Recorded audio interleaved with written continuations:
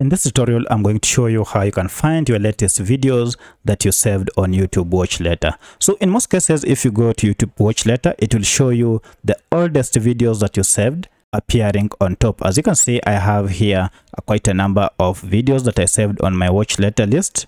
And even if I go back and tap on Watch Later, you can see it displays my videos from the oldest to the latest. So if I want to find the latest video that I saved, I'll have to scroll down through the list until I get to the bottom. And as you can see, now this is the latest video that I saved on my YouTube Watch Later. Now to change this so that your latest videos appear on top, just go ahead and tap on sort here. And then from this, you can now choose this option called date added and tap on newest. So if you tap on this, it will go ahead and rearrange the playlist such that now it shows the latest videos on top while the oldest videos on bottom. So that's how you can sort your videos on YouTube Watch Later playlist. If you have any other question, kindly let me know in the comment section. Otherwise, if this video is helpful, please like it and also subscribe to my channel. Thanks for watching, and let's meet in the next video.